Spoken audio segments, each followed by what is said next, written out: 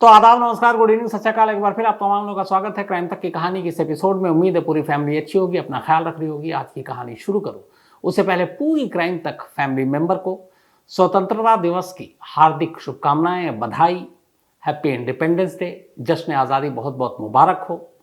मुझे लगा कि आज के इस मौके पर एक ऐसी कहानी सुनानी चाहिए जिसमें अपने आप में कुछ मैसेज भी छुपा हो।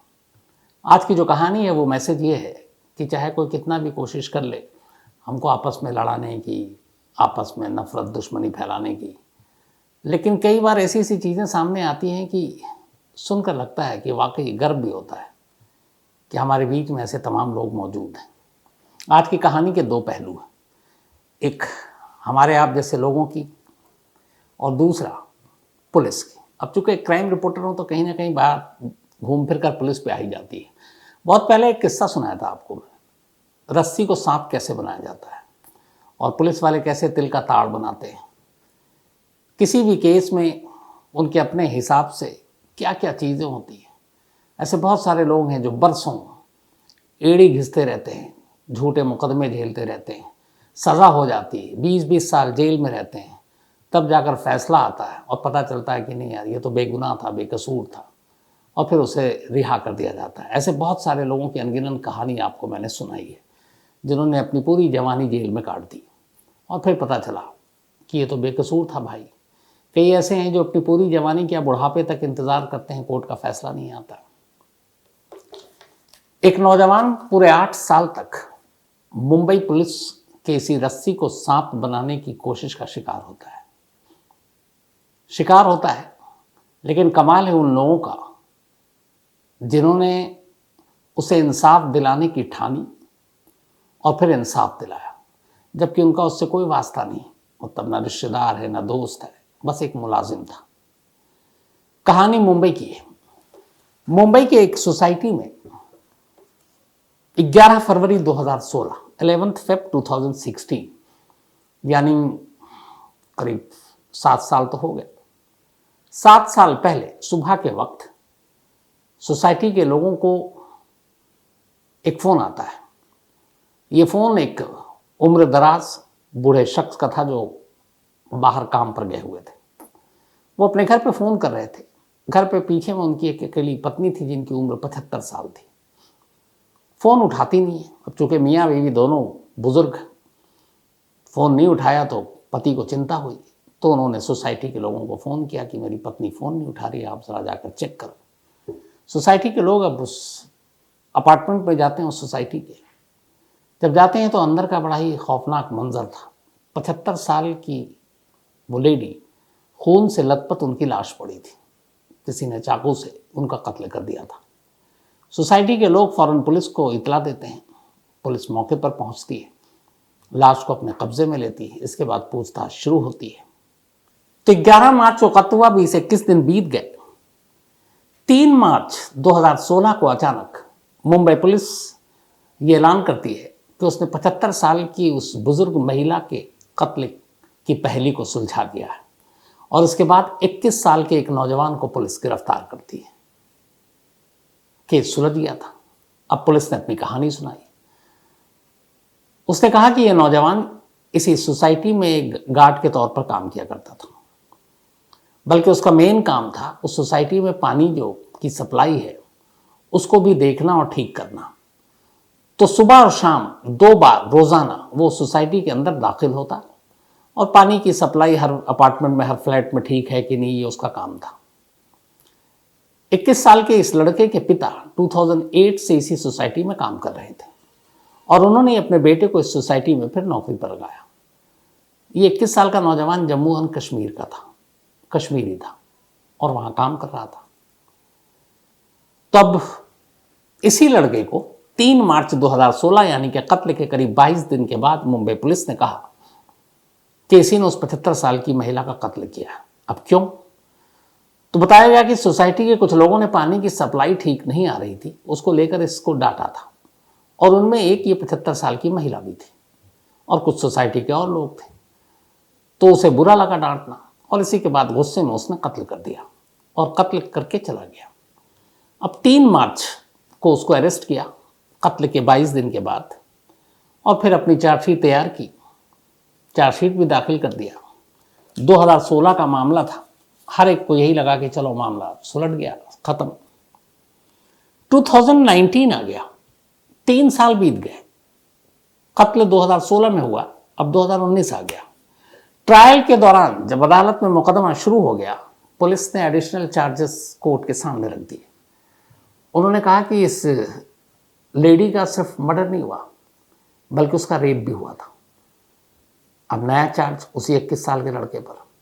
उन्होंने कहा कि वो रेपिस्ट भी कोई और नहीं, यही लड़का है जो वहाँ उस सोसाइटी में बतौर गार्ड और वाटर सप्लाई का मेंटेनेंस देखता था। तो ये एक अजीब मामला है कि 16 में कत्ल होता है, सब कुछ हो जाता है, कोर्ट में अब ट्रायल शुरू है। 3 साल के बाद पुलिस को याद आता है कि नहीं, रेप भी हुआ है और रेप इसी ने किया। अब क्या प्रूफ है कि उसने रेप किया है? तो पुलिस कुछ सबूत देती है। एक उस लड़के का पैजामा जिसके ऊपर सीमन लगे हुए थे, दाग थे, और दूसरा उसी पैजामा पर एक खून के कुछ धब्बे, और वो खून जो है उस बूढ़ी औरत का था जिसका कत्ल हुआ था। अब जब ये बात सोसाइटी के लोगों तक पहुंची तो उन्हें बड़ा अजीब लगा। फिर उन्होंने अपनी तरीके से भी जांच की, क्योंकि ज़्यादातर सोसाइटी के लोगों का ये मानना था कि लड़का कातिल नहीं हो सकता। रेप करना तो दूर की बात है, क्योंकि उसका मिजाज, उसका नेचर, जिस तरीके से आना जाना। तो अब पुलिस की कार्रवाई पे सोसाइटी के लोगों को शक होना शुरू हो गया। अब क्या करें? अच्छा, उस दौरान उन्होंने उस वक्त सीसीटीवी फुटेज निकाले जब ये कत्ल हुआ था 11 फेब 2016 को। जिस वक्त ये कत्ल हुआ, ये लड़का सीसीटीवी कैमरे में उस सोसाइटी के अंदर मौजूद था। लेकिन दूसरे विंग में, दूसरी तरफ, जहाँ पे ये 75 साल की बुजुर्ग रहती थी, जहाँ पे ये कत्ल हुआ, जो इंसिडेंट जहाँ पे हुआ, उस वक्त इसकी मौजूदगी वहाँ पे थी नहीं, बल्कि एक दूसरी तरफ मौजूदगी थी। फिर पुलिस स्निफर डॉग को लेकर आए। वो कुत्ता भी जब आया और ये सब सारे वहाँ पे थे, तब भी इस लड़के को देखकर भौंकी नहीं। अब ये सारी चीज़ें सोसाइटी वाले को याद आने लगा और उन्हें लगा कि कुछ गड़बड़ है। सीसीटीवी की तस्वीरें चुगली खा रही थी, इधर कुत्ते वाली बात याद आ रही थी, उसका नेचर, उसका बिहेवियर। अब सोसाइटी के लोगों ने कहा कि ये गड़बड़ है। बट यहाँ इशू ये था, उस वक्त जो चेयरमैन थे, कि कत्ल हुआ था जो उन्हीं के सोसाइटी में रहते हैं, तो उसको भी इंसाफ दिलाना उनका हक है और फर्ज भी है। लेकिन एक कातिल और रेपिस्ट के तौर पर एक और लड़का है जो उसी सोसाइटी में काम करता है, लेकिन अगर वो बेकसूर है और उसे पुलिस फंसा रही है तो उसे भी इंसाफ दिलाना उनका फर्ज है। अब सोसाइटी के लोगों ने मिलकर तय किया कि जो भी सच्चाई हो, अगर हमारी सोसाइटी की एक महिला का कत्ल हुआ तो उसे हम इंसाफ दिलाएंगे, और अगर किसी को उस कत्ल के इल्ज़ाम में बेकसूर फंसाया जा रहा तो हम उसे भी इंसाफ दिलाएंगे। अब इसके बाद सोसाइटी के लोगों ने कहा कि ठीक है, उस लड़के के लिए हम लोग वकील करते हैं। इन्होंने अपने ज़रिए कुछ सोसाइटी के मेंबर आए, उसके ज़रिए इन्होंने चंदा किए, फिर एक एनजीओ को पकड़ा, और उस एनजीओ की मदद से और सोसाइटी के लोगों के आगे आने की वजह से अब एक वकील मिलते हैं ढंग के। अब वो वकील जो है इस लड़के का मुकदमा लड़ने का फैसला करते हैं।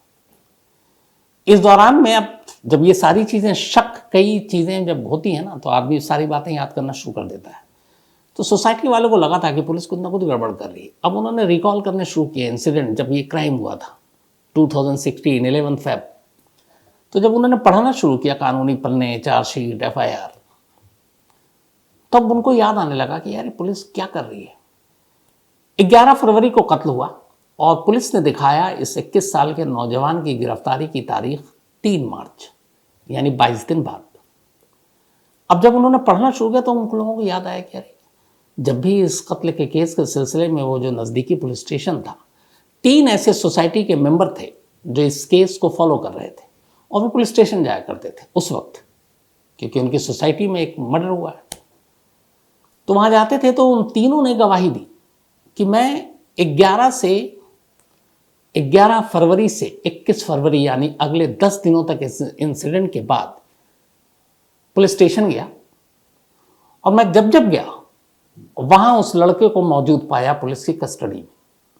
इधर पुलिस ने जो रिपोर्ट लिखी उसमें यह कहा कि 11 फरवरी को ये कत्ल हुआ, उसके बाद हमें शुरू में ही सुराग मिल गए थे और इसी लड़के पे शक था, लेकिन ये फरार हो गया और ये हमारे हाथ नहीं आया।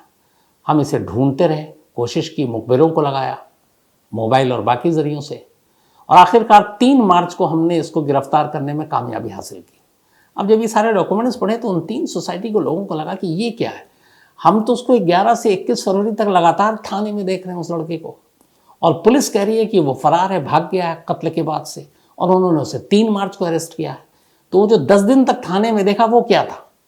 अगर पुलिस सिर्फ ये कहती कि भाई हम उससे पूछताछ कर रहे थे, लेकिन पुलिस लिख रही है कि वो 11 फरवरी से लेकर 2 मार्च तक फरार था और 3 मार्च को उन्होंने उसको अरेस्ट किया।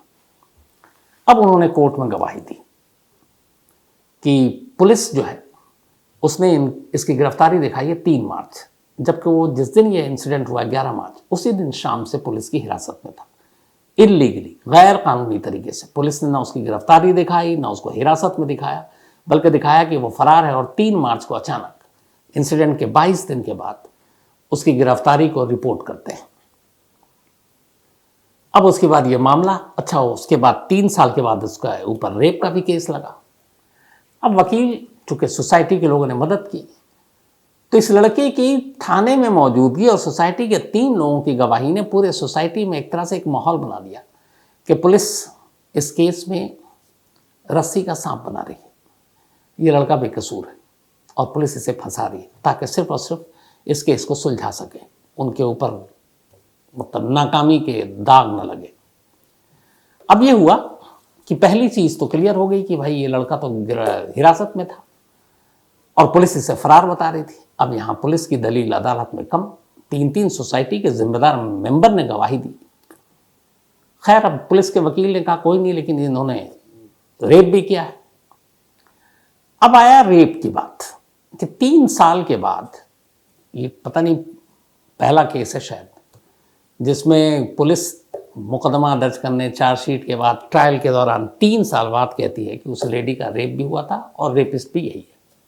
अब पुलिस ने रेप के लिए सबूत के तौर पर उस लड़के के पैजामा को कोर्ट में पेश किया और कहा कि इस पैजामा पे उसके सीमेंस के दाग हैं। दूसरा, उन्होंने ये भी दिखाया कि इस पे खून के धब्बे हैं और उस लेडी के खून भी इससे मैच कर गए। अब ये कैसे मुमकिन था? अदालत ने भी, चूंकि डाउट तो हो गया था 3 लोगों की गवाही से, अब अदालत ने फॉरेंसिक रिपोर्ट मंगाई उस लेडी की पोस्टमार्टम के वक्त की। तो उस रिपोर्ट में कहीं भी ये नहीं था कि उस लेडी के साथ रेप हुआ। रेप हुआ ही नहीं था। कोई भी मेडिकल रिपोर्ट पुलिस की इस थ्योरी को सही नहीं ठहरा रहे थे। जब मेडिकल रिपोर्ट में रेप ही नहीं है तो फिर पुलिस ने रेप के चार्जेस लगाए क्यों? अब अदालत ने पूछा कि हाँ, आपके पोस्टमार्टम रिपोर्ट, मौत की वजह क्या है, कैसे हुई मौत, कब हुई मौत, सब कुछ है। फिर डॉक्टर ने यह भी कहा कि इसके साथ कहीं मौत से पहले उन बुजुर्ग महिला के साथ कुछ रेप जैसी चीज़ तो नहीं हुई। तो उसमें भी मेडिकल ने साफ मना कर दिया कि रेप नहीं हुआ, ये सिर्फ एक मर्डर केस है। अब पुलिस यहाँ पे न सिर्फ ये कह रही है कि रेप हुआ है, बल्कि वो सबूत भी ले आई कि ये रहा पैजामा और ये रहा उसमें सीमेंस जो इस लड़के के हैं, और ये गवाही दे रहे हैं। अब यहाँ पे सिर्फ पैजामा पे लड़के के सीमेंस थे, रेप हुआ नहीं मेडिकली। तो सवाल है वो कहाँ से पुलिस ले आई? अब इसका भी खुलासा हुआ। कमाल देखिए पुलिस कहाँ तक जा सकती है। पता चला कि पुलिस ने जब इस लड़के को उठाया 11 फरवरी को और अगले 22 दिन तक गैर कानूनी तरीके से अपने हिरासत में रखा, तो फिर पुलिस के ऊपर दबाव था कि इस केस को सुलझाना है। उन्होंने कहा कि इस लड़के को इतनी सज़ा दें कि फिर ये बाहर भी ना आए और वाहवाही भी हो कि मर्डर क्या, मर्डर के साथ रेप, 75 साल की महिला, और वो केस सुलझाया, प्रमोशन भी होगा, इनाम भी मिलेगा। पुलिस हिरासत में जब इलीगल तरीके से इस लड़के को अपने कब्जे में रखा हुआ था, वहाँ इसके ऊपर इसको धमकी दी और धमकाते हुए इससे कहा तू मास्टरबेट कर, और उसी पैजामे में वही मास्टरबेट के बाद उसी सीमन को प्रूफ के तौर पर इन्होंने रखा और वही पैजामा कोर्ट में पेश कर दिया। इस लड़के ने कोर्ट में खड़े होकर ये पूरी कहानी सुना दी। अब चूंकि मेडिकल रिपोर्ट में कहीं रेप था ही नहीं, और इस लड़के के ये पूरा बयान कि किस तरह से उसे मार देने की धमकी करते हुए ये सीमन इस तरीके से पुलिस लेकर आई है कस्टडी में, अदालत भी चौंक उठी। फिर क्या था? पिछले हफ्ते लास्ट वीक अदालत ने 21 साल का इस नौजवान को न सिर्फ उस बुजुर्ग महिला के कत्ल बल्कि रेप जो कभी हुआ नहीं, इन तमाम चार्जेस से बरी कर दिया और कहा कि इसे रिहा किया जाता है और पुलिस के खिलाफ जबरदस्त कमेंट्स मारा। 21 साल की उम्र में ये जेल गया था। अब जब ये आया है तो करीब 27-28 साल इसकी उम्र हो गई है। उस सोसाइटी में, जिस सोसाइटी की अजीब कहानी ये है कि एक उसी सोसाइटी के अंदर एक बुजुर्ग महिला का कत्ल होता है और उसी सोसाइटी के एक मुलाजिम के ऊपर उस कत्ल का इल्ज़ाम लगता है। दोनों ही सोसाइटी के लिए, एक तरफ इंसाफ, एक तरफ सज़ा दिलाना। लेकिन सोसाइटी के लोगों ने सच्चाई का सामना किया, सच्चाई का साथ दिया, मिलकर लड़े, उस लड़के के लिए वकील का इंतज़ाम किया और फिर उसका सपोर्ट किया।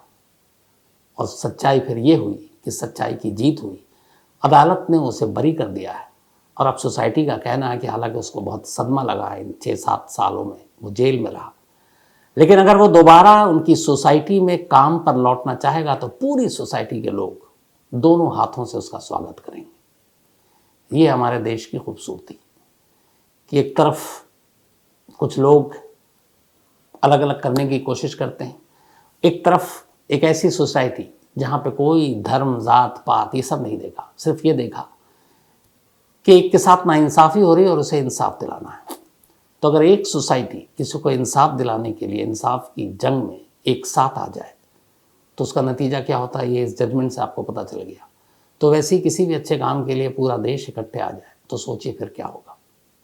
मुझे लगा कि 14 अगस्त यानी कि 15 अगस्त से एक रात पहले इससे बेहतर किसी कहानी से कोई मैसेज नहीं दिया जा सकता था। फिलहाल वो नौजवान जेल से बरी हो गया है और सोसाइटी की कोशिश यही है कि एनजीओज़ के थ्रू या बाकी लोगों के थ्रू जो भी मदद हो वो उसकी ज़रूर करेंगे। लेकिन इस कहानी का एक दूसरा पहलू है।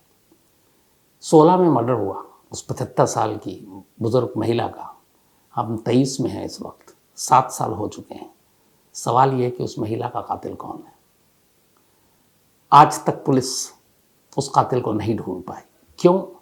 क्योंकि उन्होंने पहले ही दिन रस्सी का सांप करके एक बेकसूर को उसका कातिल ठहरा दिया और उसी में अपनी पूरी ताकत झोंक दी।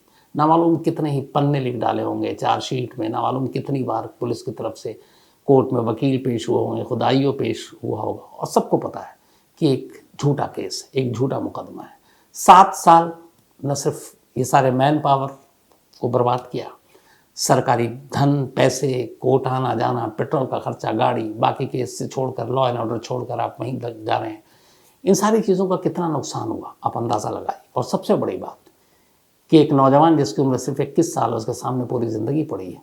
7 बेशकीमती, 7 सुनहरे साल उसने जेल की कालकोठरी में गुजार दिए और आज़ाद तो हो गया, लेकिन क्या उसके दिमाग से, उसके जहन से ये 7 साल और जो उसके ऊपर इल्ज़ाम लगा वो कभी वो अपने आप से निकाल पाएगा दिमाग से या भूल पाएगा? नई ज़िंदगी शुरू करना वाकई उसके लिए एक मुश्किल काम होगा। तो ये थी आज की कहानी ख़त्म करूँ वही अपना उससे पहले सिलसिला। आज मिन्ना गुप्ता, इनका बर्थडे है, तो हैप्पी बर्थडे मिन्ना जी। और ये सुधीर कुमार ने भेजा है। साथ ही नौशाद, इनका भी जन्मदिन है, लेकिन 13 को था, तो बिलेटेड हैप्पी बर्थडे नौशाद। रोशनी, इनका भी जन्मदिन है, हैप्पी बर्थडे रोशनी। और ये आकाश सिंह ने भेजा है। पंडित कुलदीप भारद्वाज जी, इनका भी आज बर्थडे है, तो पंडित कुलदीप भारद्वाज जी, जन्मदिन की आपको हार्दिक शुभकामनाएं, बधाई। और ये भेजा है शिवांशु तिवारी ने। और पंडित कुलदीप जी के बारे में उन्होंने लिखा कि पहले ये यूपीएससी 2018 तक की तैयारी कर रहे थे, फिर अचानक इनका मोह भंग हुआ, उसके बाद ये पंडित बन गए और अब बहुत अच्छे ज्योतिषाचार्य भी हैं। तो बहुत बहुत आपको बधाई पंडित जी। साथ ही नैतिक पुरी 15 को है इनका, कल 15 अगस्त है। कल इसी पे याद आया, पूरी क्रांतक फैमिली भी कल जश्न आज़ादी मनाएगी, स्वतंत्रता दिवस मनाएगी, तो कल कहानी होगी नहीं, कल कहानी की छुट्टी, तो इसलिए आज ही बधाई नैतिक जी आपको। और ये भेजा है शंकराचार्यपुरी ने, बल्कि शंकराचार्यपुरी ने। साथ ही देव प्रकाश सिंह, इनका भी जन्मदिन है, तो हैप्पी बर्थडे देव प्रकाश। और ये जय प्रकाश सिंह ने भेजा, उनके बेटे हैं। आशा हुसैन, 15 अगस्त को इनका भी बर्थडे है, तो हैप्पी बर्थडे आशा। और ये कुवैत से हैं। तमन्ना का भी बर्थडे है, तो हैप्पी बर्थडे तमन्ना। और संजय गोंडालिया ने भेजा, उनकी बेटियां हैं ये खुशबू जायसवाल, इनका 13 को बर्थडे था, तो बिलेटेड हैप्पी बर्थडे खुशबू। सुधीर कुमार ने भेजा है। साथ ही गौरव सोलंकी, 13 को इनको भी था, तो बिलेटेड हैप्पी बर्थडे गौरव। और दीपक ढाबी ने भेजा है। साथ ही हितल व्यास और हितेश व्यास, इन दोनों की मैरिज एनिवर्सरी, आप दोनों को बहुत बहुत बधाई। और ये पंकज चौधरी ने भेजा है। मुकुंद घावरे, ये कनाडा से हैं और ये सेंट्रल बैंक ऑफ इराक की रॉबरी की कहानी सुनना चाहते हैं। तो मुकुंद साहब ये कहानी सुना चुका हूं, आपको इसी क्राइम तक की कहानी की लिस्ट में मिल जाएगी। साथ ही प्रवित खुंट सूरत से, थैंक यू सो मच आपका। मोहम्मद ताजिम कहते हैं आपको मेरे मेल कांटे लगते हैं जो आप उसको लेते नहीं है, बिल्कुल भी नहीं, फूल लगते हैं आपके भी मेल, ताजिम साहब भेजते रहिए। साथ ही कुंदन यादव, इन्होंने कहानी की फरमाइश की। इसके अलावा विनोद वाजपेयी बर्धमान से, तो thank you so much Vinod साहब। तो कहानी में आज इतना ही, लेकिन कहानी खत्म करूं उससे पहले एक बार फिर पूरी क्राइम तक फैमिली मेंबर को स्वतंत्रता दिवस की बहुत बहुत बधाई, मुबारक, हैप्पी इंडिपेंडेंस डे। अब आपसे मुलाकात होगी कल के बाद परसों, क्योंकि कल 15 अगस्त आज़ादी का दिन। तो पूरी क्राइम तक टीम की भी कल आज़ादी के साथ छुट्टी। तो कल के बाद परसों मुलाकात होगी, तब तक अपना ख्याल रखेगा। Thank you very much.